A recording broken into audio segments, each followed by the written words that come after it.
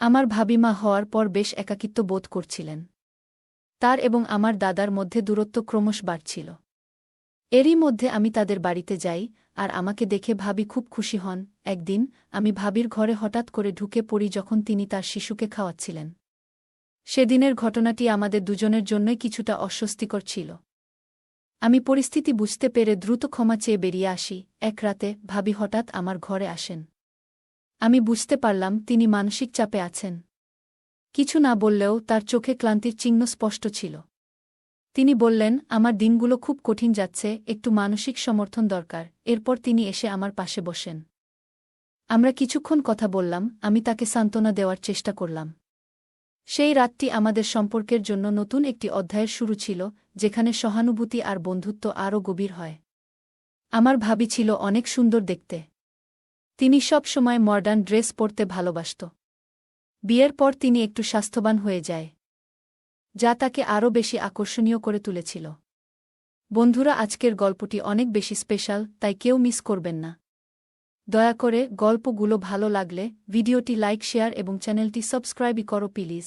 আমি অনেকদিন পর আমার দাদার বাড়ি যাচ্ছিলাম। সেখানে যাওয়ার আগে জানতাম না যে দাদার স্ত্রী আমার সাথে এমনভাবে সম্পর্ক গড়ে তুলবেন, যা আমাদের দুজনের জন্যই ভালো হবে। তাদের বিয়ের পর থেকে আমি আমার ভাবির সাথে খুব কমই দেখা করেছিলাম। মাঝে মাঝে দাদার ফোনে কথা হলেও ভাবির সাথে তেমন যোগাযোগ ছিল না। দাদার একটি ছেলে হয়েছে, এখন তার বয়স 6 মাস, কিন্তু আমি এখনও ছেলেটিকে দেখতে যেতে পারিনি। তাই কিছুদিনের জন্য সময় বের করে দাদার বাড়িতে যাওয়ার সিদ্ধান্ত নিলাম। বাড়িতে পৌঁছানোর পর প্রথমেই আমার ভাবির সাথে দেখা হলো। প্রথমে তাকে চিনতে পারিনি, কারণ তিনি এখন অনেকটাই পরিবর্তিত, বেশ মোটা হয়ে গেছেন। এরপর ধীরে ধীরে তাকে চিনে ফেললাম। আমি তাকে জড়িয়ে ধরলাম এবং তার বাচ্চাটির সাথে অনেক মজা করে খেললাম। সন্ধ্যায় যখন দাদা বাড়ি এলেন এবং আমাকে দেখলেন, তখন তিনি খুব খুশি হলেন। আমার দাদা, রাহুল দা, আমাদের পরিবারের বড় ভাইদের মধ্যে একজন ছিলেন। আমি ছিলাম পরিবারের সবচেয়ে ছোট চাচার ছেলে, আর রাহুল দা ছিলেন সবচেয়ে বড় চাচার ছেলে। ছোটবেলায় রাহুল দা আমাকে অনেক ভালোবাসতেন, আর পরিবারের ছোট হওয়ায় সবাই আমাকে আদর করতেন। এখন ভাবি যে আমাকে এতটা যত্ন নেবেন, তা আমি ভাবতেও পারিনি। 2 দিন দাদা ও ভাবির সাথে থেকে আমি বাড়ি ফিরতে প্রস্তুতি নিচ্ছিলাম। ঠিক তখনই ভাবি আমাকে থামিয়ে দিলেন। তিনি বললেন, বাচ্চা হওয়ার পর থেকে আমি কোথাও যেতে পারিনি। যদি তুমি আরও কিছুদিন থেকে যাও, তাহলে আমার কিছুটা সাহায্য হবে। তোমার দাদাও কিছুদিনের জন্য বাইরে যাচ্ছেন, তখন তুমি থাকলে আমার জন্য ভালো হবে। আমি তখনই আমার পড়াশোনার পরীক্ষা শেষ করে দাদার বাড়ি এসেছিলাম, আর ছুটিও ছিল। তাই আমি সিদ্ধান্ত নিলাম যে কিছুদিনের জন্য সেখানে থেকে যাই। ওই শহরে আমার কিছু বন্ধুও ছিল, যাদের সাথে দেখা করার ইচ্ছা ছিল। সেই দিন আমি আমার ঘর থেকে স্নান করে বের হলাম। যেহেতু দাদার বাড়িতে থাকার পরিকল্পনা করিনি, তাই বেশি কাপড়ও সাথে আনিনি। আমি দাদার টি-শার্ট খুঁজে বের করার জন্য তার ঘরে যাওয়ার সিদ্ধান্ত নিলাম। ভাবিকে সেখানে কোথাও দেখলাম না, আর দাদাও তখন ঘরে ছিলেন না। মনে হলো ভাবি হয়তো রান্নাঘরে ব্যস্ত, আর দাদা কোথাও কাজে ব্যস্ত ছিলেন। ভাবিকে কাজ থেকে ডেকে আনা ঠিক মনে করলাম না। সাধারণত সবার কাপড় আলমারিতে থাকে, তাই আমি নিজেই দাদার একটি টি-শার্ট নিয়ে নেওয়ার সিদ্ধান্ত নিলাম। আমি দাদার একটি টি-শার্ট পরে নিলাম এবং আয়নার সামনে দাঁড়িয়ে নিজের চুল ঠিক করতে লাগলাম। কিছুক্ষণ পর হঠাৎ পেছন থেকে একজন আমাকে জড়িয়ে ধরলেন। ভাবি হয়তো ভুল করে আমাকে দাদা মনে করে আলিঙ্গন করলেন। আমি দ্রুত তার হাত থেকে নিজেকে ছাড়ানোর চেষ্টা করলাম, কিন্তু তিনি তখনও আমাকে ছাড়তে চাইলেন না এবং আরও শক্ত করে জড়িয়ে ধরলেন। ঠিক তখনই দাদা ঘরে ঢুকলেন এবং ভাবিকে আমাকে জড়িয়ে ধরতে দেখে তার চোখ বিস্ময়ে বড় হয়ে গেল। দাদাকে দেখে ভাবি হঠাৎ পেছনে সরে গেলেন এবং বললেন, তুমি যখন দরজায় দাঁড়িয়ে আছো, তবে তিনি কে? আমি তখন ঘুরে দাঁড়ালাম, আর ভাবি আমাকে দেখে হতভম্ব হয়ে বললেন, তুমি তো রাহুলের টি-শার্ট পরে আছো, তাই চিনতে পারিনি। দাদা এবং আমি দুজনেই এই ঘটনাটি মেনে নিলাম, কারণ আমরা বুঝতে পেরেছিলাম এটি নিছক একটি ভুল বোঝাবুঝি। এরপর দাদা আর কিছু না বলে ঘর থেকে বেরিয়ে গেলেন, আর আমিও সেখানে থেকে সরে এলাম। আমি ঘর থেকে বেরিয়ে যাওয়ার সময় ভাবি আমার দিকে তাকিয়ে মৃদু হাসলেন। ভাবি কি বোঝাতে চাইছিলেন তা তখনও বুঝতে পারলাম না। দুপুর থেকেই দাদা বাইরে যাওয়ার প্রস্তুতি নিচ্ছিলেন, কারণ রাতে তার ফ্লাইট ছিল। রাত 9টার দিকে তিনি ফ্লাইটের জন্য বেরিয়ে গেলেন। এর পরের কয়েকদিন আমি, ভাবি আর তাদের ছোট সন্তান বাড়িতে একাই ছিলাম। দাদা চলে যাওয়ার পর থেকে ভাবির আচরণে কিছুটা পরিবর্তন লক্ষ্য করলাম। সেদিন রাতে তিনি বললেন বাচ্চাটি ঘুমাতে পারছে না, তাই তাকে আমার ঘরে নিয়ে এলেন। বাচ্চাটিকে আমার কোলে রেখে তিনি একটু কাজ সেরে আসবেন বলে চলে যান। কিছুক্ষণ পর বাচ্চার খেলনাটি হাত থেকে ফসকে মাটিতে পড়ে গেল। খেলনাটি তুলতে গিয়ে তিনি নিচু হলেন, আর তখন তার শাড়ির আঁচল সামান্য সরে গেল। কিন্তু আঁচল ঠিক করার চেয়ে তিনি খেলনাটি তোলার দিকে বেশি মনোযোগ দিলেন, যা দেখে আমি একটু অস্বস্তিতে পড়লাম। পরে তিনি খেলনাটি তুলে আঁচল ঠিক করে নিয়ে বললেন, আজ সারাদিন রাহুলের যাওয়ার প্রস্তুতিতে ব্যস্ত ছিলাম, খুব ক্লান্ত লাগছে। এখন একটু বিশ্রাম না নিলে ভালো লাগবে না। এখন স্নান না করলে আমার মনের প্রশান্তিও হবে না। তুমি কি একটু সময়ের জন্য তোমার ভাতিজাকে সামলাতে পারবে? আমি সম্মতি দিলাম এবং ভাবি বাচ্চাটিকে রেখে স্নান করতে চলে গেলেন। আমি বাচ্চাটির সাথে খেলতে থাকলাম। কিছুক্ষণ পর বাচ্চাটি কান্না করতে শুরু করল। হয়তো ওর খিদে পেয়েছিল। আমি তাকে নিয়ে ভাবির ঘরে গেলাম, দেখলাম ভাবি চুল শুকাচ্ছেন। আমাকে দেখে তিনি বাচ্চাটিকে আমার হাত থেকে নিলেন। আমি ঘর থেকে বেরিয়ে আসতে যাচ্ছিলাম, ঠিক তখন ভাবি বললেন, আমার মাথা খুব ব্যথা করছে, মনে হয় না চুল ধোয়া উচিত ছিল। ভাবি মাথা ব্যথার কথা বললেন, তাই আমি রান্নাঘরে গিয়ে তার জন্য একটু আদা চা বানিয়ে নিয়ে এলাম। নিজের জন্য 1 কাপ বানালাম, কারণ চা আমার অনেক দিনের সঙ্গী। ডিগ্রি পড়ার সময় রাত জেগে পড়াশোনা করতাম, তখন থেকেই চা পানের অভ্যাসটা লেগে গেছে। 2 কাপ চা নিয়ে ভাবির ঘরে ফিরলাম। তখন দেখলাম ভাবি বাচ্চাকে খাইয়ে দিয়ে শুয়ে আছেন। হঠাৎ চোখে পড়ল তার গাউনের কিছু অংশ একটু সরেছে। আর আমি তৎক্ষণাৎ দৃষ্টি অন্যদিকে সরিয়ে নিলাম। ভাবি আমাকে বললেন, দেবরজি, তোমার চোখ ফিরিয়ে নেওয়ার কি দরকার? তখন আমি তাকে তার পোশাক সম্পর্কে বললাম। তিনি দ্রুত তা ঠিক করলেন। আমি তার দিকে তাকালাম এবং কিছুক্ষণ আগের ঘটনা মনে পড়ায় একটু লজ্জা পেলাম। ভাবি কোনো দ্বিধা ছাড়াই আমার সাথে কথা বলতে শুরু করলেন।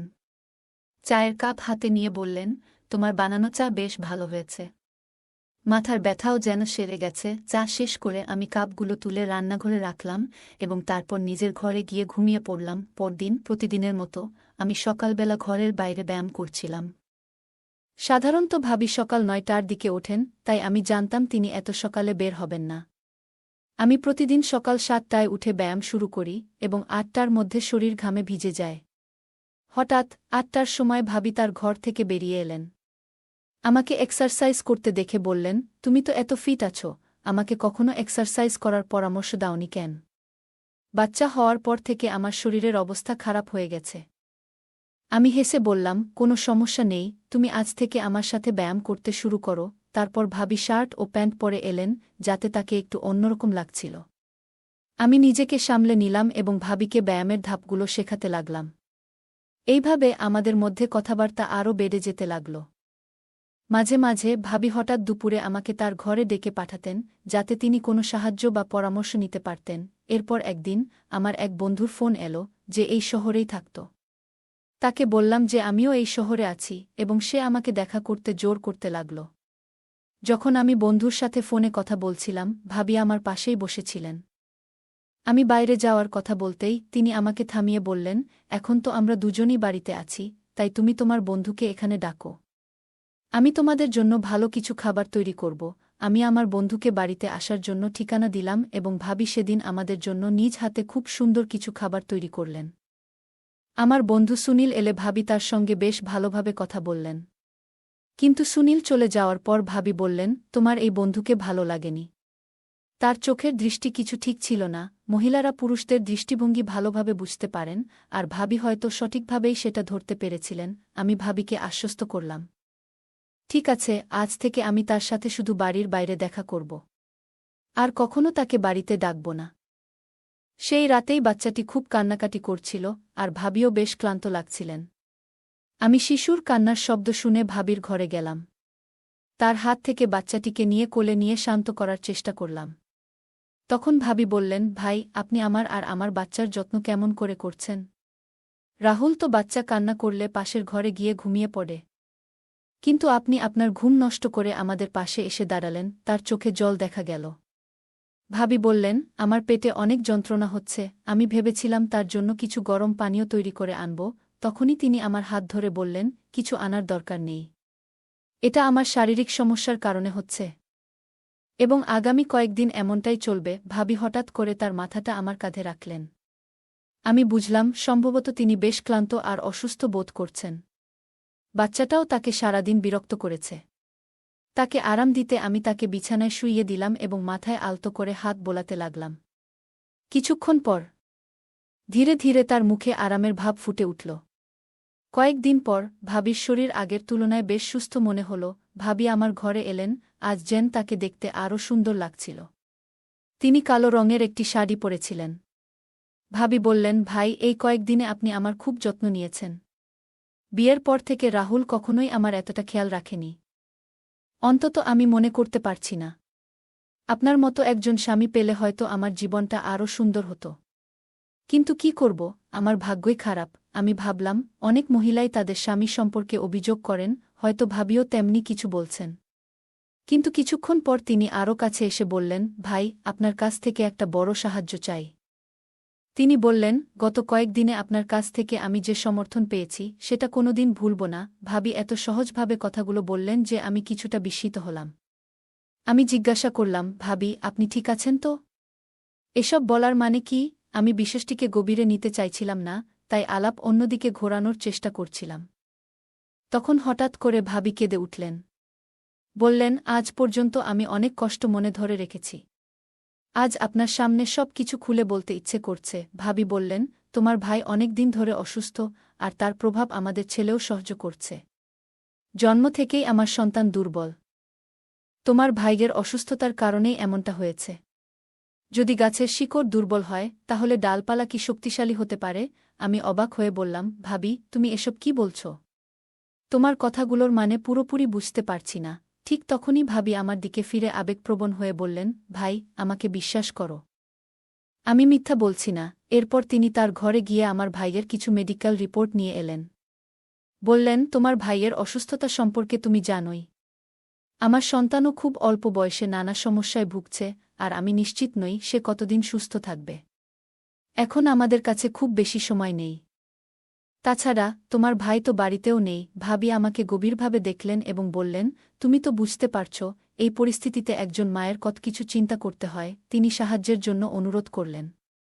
আরও বললেন, আমার এমন এক সন্তানের প্রয়োজন যে সুস্থ এবং শক্তিশালী হবে। আমি জানি তোমার ভাইয়ের থেকে সেটা সম্ভব হবে না। ভাবিকে তখন খুব চিন্তিত দেখাচ্ছিল। আমি একবার তাকিয়ে দেখলাম, তার মধ্যে এক ধরনের বিশেষ কিছু ছিল, যা আগেও আমার মনে কল্পনা এসেছে।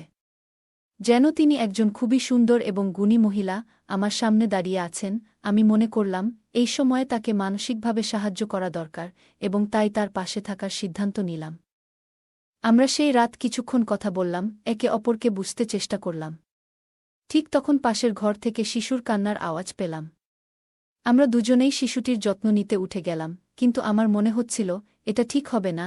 তাই আমি ভাবিকে বললাম যে সে যেন বাচ্চার দিকে একটু নজর রাখে। এরপর আমি গভীর ঘুমে ঢলে পড়লাম। যখন ঘুম ভাঙল তখন সকাল হয়ে গেছে।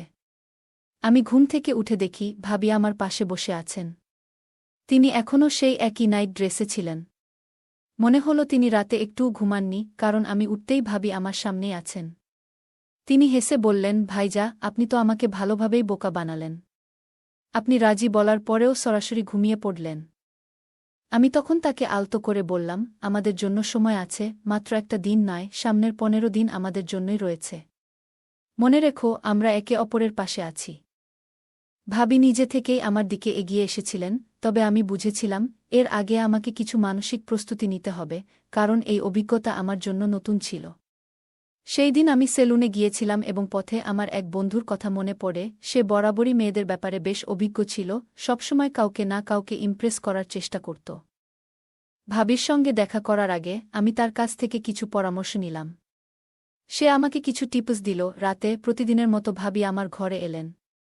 আমি মনে করলাম, বন্ধু একদিন বলেছিল, অনেক মানুষ চকোলেট পছন্দ করে এবং উপহার দিলে সম্পর্কের মধ্যে উষ্ণতা বাড়ে, তাই আমি ভাবিকে একটি চকোলেট দিলাম। তিনি মৃদু হাসলেন, আর সেই মুহূর্তে বুঝলাম তিনি অনেক আন্তরিক এবং অনুভূতিপ্রবণ।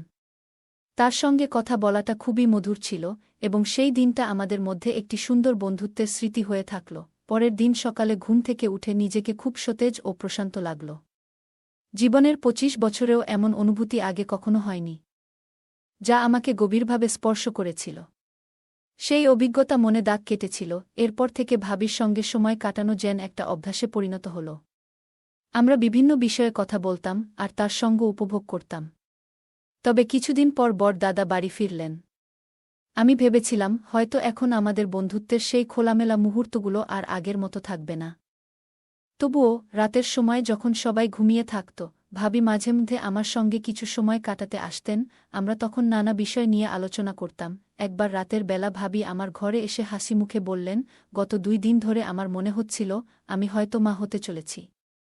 আজ চেকআপ করানোর পর নিশ্চিত হলাম যে আমি গর্ভবতী। দেবরজি, আপনি বাবা হতে চলেছেন আর আমি মা। আমি ভাবিকে অভিনন্দন জানালাম। তখন ভাবি বললেন, দেবরজি, শুধু অভিনন্দন দিলেই হবে না। যখন এই সন্তান আপনার, তখন তার দায়িত্ব আপনাকেই নিতে হবে। আমি অবাক হয়ে বললাম, দায়িত্ব? কিসের দায়িত্ব? ভাবি তখন বললেন, আপনাকে আপনার সম্পত্তির অর্ধেক অংশ এই সন্তানের নামে করতে হবে। ভাবির কথা শুনে যেন আমার পায়ের নিচ থেকে মাটি সরে গেল। আমি বললাম, ভাবি, আপনি কি বলছেন? আমার নামে তো 1 টাকাও নেই। ভাবি কিন্তু আমার কথা মানতে রাজি নন। তিনি বললেন, আপনি যতই অস্বীকার করুন, আমি জানি আপনার নামে কত সম্পত্তি আছে। যদি আপনি আমার কথা না মানেন, তবে আমাকে সবকিছু আপনার দাদাকে জানাতে হবে।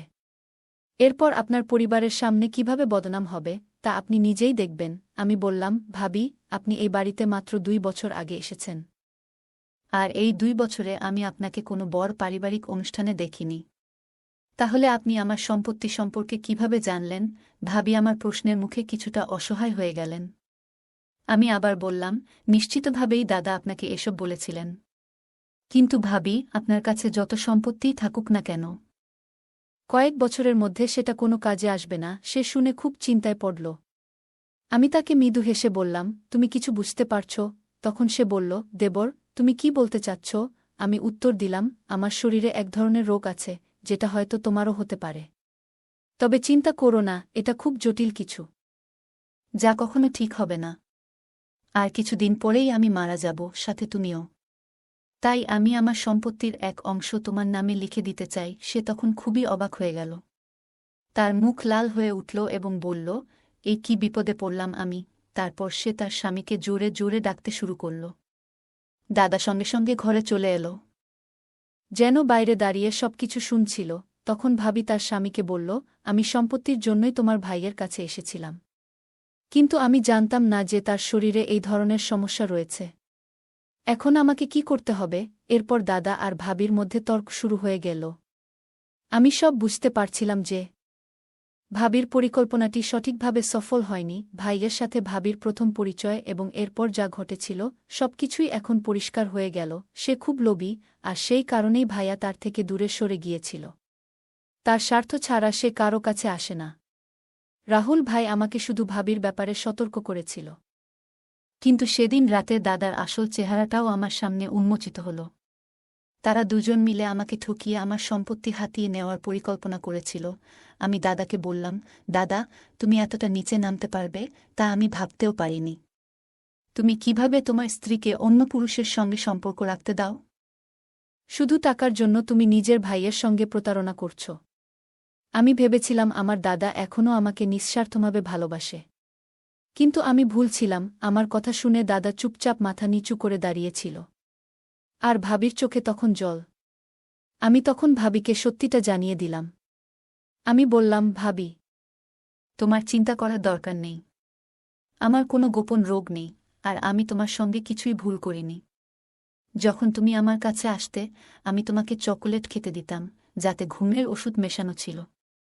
তুমি যখন ঘুমিয়ে পড়তে, আমি ঘর থেকে বেরিয়ে যেতাম। যদি তুমি আমার কথা বিশ্বাস না করো, তাহলে সেই গোপন ক্যামেরার ফুটেজ দেখে নাও, যেটা তুমি আমার উপর নজর রাখার জন্য বসিয়েছিলে। সবকিছু পরিষ্কার হয়ে যাবে। এরপর দাদা ও ভাবি আমার কাছে ক্ষমা চাইতে শুরু করল। কিন্তু তাদের ক্ষমা করার মতো আমি আর কোনো ইচ্ছা রাখিনি। তারা যা পরিকল্পনা করেছিল তা আমাদের পরিবারেও ছড়িয়ে পড়েছিল এবং সবার সঙ্গে তাদের সম্পর্ক ভেঙে গেছে। এখন তারা একেবারে একা হয়ে গেছে, তাদের কর্মের ফল ভোগ করছে। বন্ধুরা, আজকের দিনে মানুষ তার নিজের রক্তের সম্পর্ককেও ভুলে যাচ্ছে শুধুমাত্র টাকার জন্য। সত্যিই কি টাকা সম্পর্কের চেয়ে বেশি মূল্যবান হয়ে গেছে? গল্পটা কেমন লাগলো জানাতে ভুলবে না। আরও মজার মজার রোমান্টিক গল্প শুনতে চাইলে ভিডিওটি লাইক শেয়ার এবং চ্যানেলটি সাবস্ক্রাইবই করতে এবং বেল আইকনটি ক্লিক করতে ভুলবে না। ধন্যবাদ।